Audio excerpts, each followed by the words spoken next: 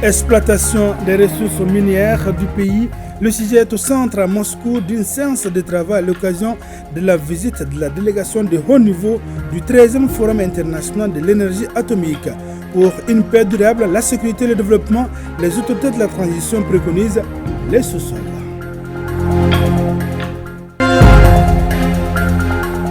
L'importance des écosystèmes forestiers et la nécessité de les protéger, la question domine le débat à l'occasion de la Journée internationale des forêts. Cette journée est célébrée chaque 21 mars de l'an. Merci de nous recevoir chez vous. Bienvenue aux informations. La délégation de haut niveau du 13e Forum international de l'énergie atomique échange avec les partenaires sur l'établissement d'une carte géologique. C'était au siège de la société Zabourji Géologie avec laquelle un mémorandum d'entente a été signé en octobre dernier. L'exploitation des ressources minières du pays favorise la paix, la sécurité et le développement. En mois spéciaux à Moscou et à Konaté, Adama Kamara. D'un côté, la direction générale et les experts de la société Zaroubej Géologia. De l'autre, la délégation de haut niveau conduite par le ministre de l'économie et des finances et sur la table un mémorandum d'entente signé en octobre 2023 relatif à l'établissement d'une carte géologique pour le Mali. Il s'agit pour notre pays d'avoir une connaissance exhaustive des ressources minières et minérales dont regorge son sous-sol pour mieux les exploiter et les mettre au service du développement. Et dans cette démarche, les autorités de la transition ont souhaité accorder la priorité à la partie nord du pays. La zone du nord qui est devenue une zone stable aujourd'hui, une zone du nord qui regorge de beaucoup de potentialités. Et il nous est apparu important donc de donner la priorité à faire la carte minière de cette zone afin de pouvoir commencer très rapidement l'exploitation des richesses et de pouvoir favoriser donc la sécurité et la paix dans cette zone. Et dans les 48 heures, nous allons nous retrouver pour en tout cas signer un accord pour qu'il puisse très rapidement commencer pour un délai maximum de 18 mois de faire les travaux sur le nord. La recherche pétrolière ne restera pas en marge du processus d'élaboration de la carte géologique du Mali. Aujourd'hui, le Mali dispose de certaines données qui vont être transmises à la partie russe pour qu'ils puissent les analyser, pour que dans un premier temps, nous puissions avoir également des résultats par rapport à la qualité de tous les produits pétroliers que nous avons, de tous les produits liquides que nous avons sur l'ensemble du territoire et comment, en tout cas, assurer une meilleure exploitation de ça. Contrairement au nord, de nombreuses études sont déjà disponibles en matière d'exploration et d'exploitation minière dans le sud du pays. Il s'agit pour les deux parties d'aller plus loin dans le cadre de ce nouveau partenariat. Nous disposons déjà de beaucoup de données à l'échelle 1 sur 200 000 et à l'échelle 1 sur 50 000 sur certaines zones du sud. Donc il s'agit pour nous de bien identifier ces zones. La partie qui ne sera pas concernée donc, par ces deux études, donc sur 1 sur 200 000 ou 1 sur 50 000, donc de demander à la partie russe donc de travailler sur ça pour qu'également dans un délai maximum de 18 mois aussi nous puissions disposer d'une carte beaucoup plus précise et permettre donc de mieux mettre en œuvre le nouveau code minier pour que vraiment ces ressources minières puissent briller ou couler pour le Malien. Faire en sorte que les ressources minières du Mali profitent à tous les Maliens et contribuent au développement du pays, telle est la finalité recherchée par les autorités du pays. La renégociation de contrats et l'adoption d'un nouveau code minier font partie des actes déjà posés dans la poursuite de cet objectif.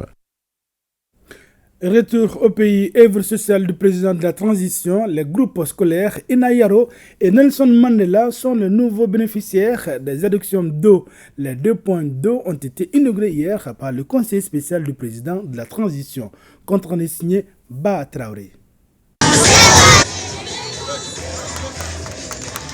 L'eau, source de vie et de joie pour les élèves des groupes scolaires Ina Yaro de Bangoné en commune 1 et Nelson Mandela de l'hippodrome en commune 2 du district de Bamako. Les deux établissements scolaires bénéficient respectivement du 310e et 311e forage au compte des œuvres sociales du président de la transition. Le président de la transition a voulu offrir de l'eau potable aux élèves maliens. C'est pour leur signifier que sa solidarité va au-delà de tout ça. Les œuvres sociales ont été mises en place pour ça et les œuvres sociales sont en train de s'intensifier et se diversifier. On est dans une vaste campagne d'inauguration de forages dans les écoles en général. Les bénéficiaires sont unanimes quant à la pertinence des 2 forages réalisés. Vous voyez les écoles dans lesquelles nous sommes passés, il y a de grands effectifs d'élèves qui sont dans ces écoles. Cela veut dire que ces écoles d'abord sont dans le besoin et c'est très important en matière d'assainissement qu'il y ait vraiment de l'eau pour ces enfants. C'est une satisfaction pour tout le monde, et pour les parents et pour les élèves. Ça permet de maintenir les élèves dans une situation vraiment d'hygiène et qui améliore la santé et la qualité aussi des apprentissages. Les responsables des comités de gestion scolaire des 2 établissements promettent de faire bon usage des installations ainsi offertes par le président de la transition. La lutte contre les fraudes dans l'espace aéroportuaire, c'est parti depuis hier pour une session de formation de 70 agents des aéroports du Mali. Le point avec Youssouf Diakité et Djelimaka Djabati. Pour une meilleure gouvernance de nos aéroports, l'Office central de lutte contre l'enrichissement illicite alerte à travers cette formation qui s'adresse à 70 agents des aéroports du Mali.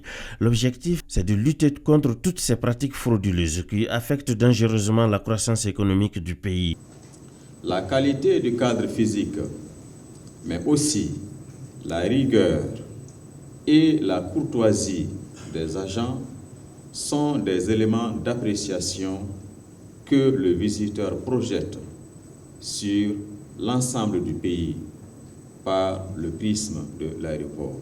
Dans ce cadre, à l'OCLEI, nous saluons les agents des aéroports du Mali pour la qualité de leurs prestations en général bien appréciées par les utilisateurs. Le secrétaire général du ministère des Transports et des Infrastructures qui a ouvert les travaux rassure que la démarche de l'Office central de lutte contre l'enrichissement illicite cadre avec les missions du département des Transports. Selon la Banque africaine de développement, la corruption cause à elle seule une perte annuelle estimée à 148 milliards de dollars, soit 25% du PIB de l'Afrique. L'OCLEI, faut-il le rappeler, à travers la réalisation de ces activités, s'inscrit dans l'agenda international et matérialise du coup le thème mondial 2023 choisi par les Nations Unies, unir le monde contre la corruption.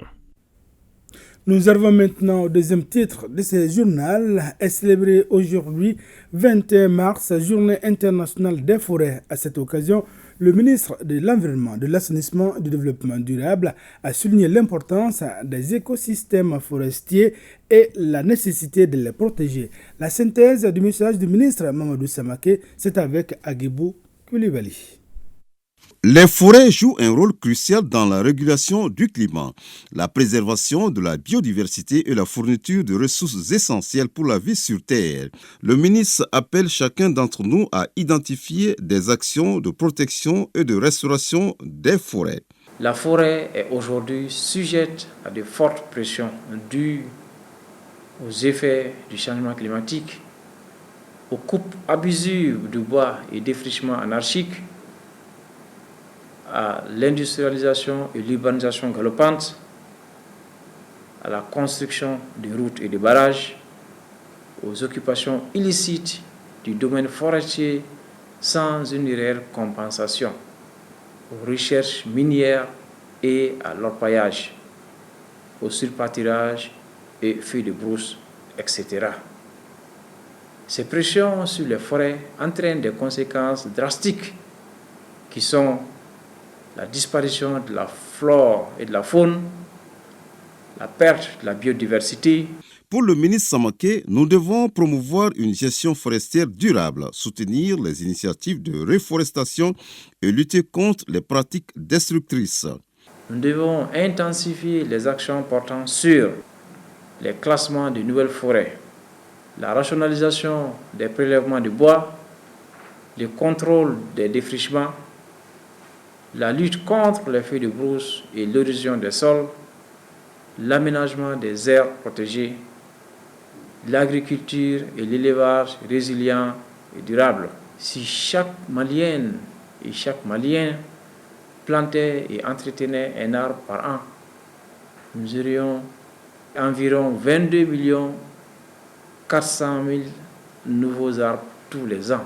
En travaillant ensemble pour préserver nos forêts, nous investissons dans un avenir plus vert, plus durable et plus résilient pour tous, conclut le ministre Samaké.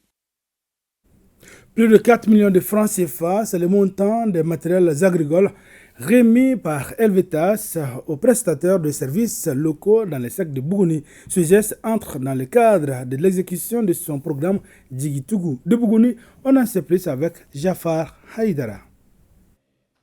Renforcer les capacités des prestataires de services locaux et leurs réseaux sur l'utilisation des équipements. Échanger avec les prestataires et leurs réseaux sur leur niveau de contribution. Faciliter les propositions de recommandations sur la pérennisation des acquis. Tel est l'objectif de cet atelier organisé par Helvetas. C'est que Djigitougou accompagne les producteurs dans le cadre du renforcement de leurs capacités, notamment les PSL. Les PSL sont les producteurs locaux de services qui assure le conseil agricole auprès d'autres producteurs. Donc c'est pour les soutenir, pour les accompagner que Helvetas a pris la décision de les accompagner, de leur donner un certain nombre d'équipements. Ces matériels devront permettre à ces jeunes entreprises de valoriser leur savoir et leur savoir-faire. On était dans le besoin de ces bateuses et ces semoirs multifonctionnels. Leur acquisition ne peut que renforcer notre capacité. Je formule les vœux les plus sincères pour que les équipements mis à la disposition des PSL les profitent au mieux.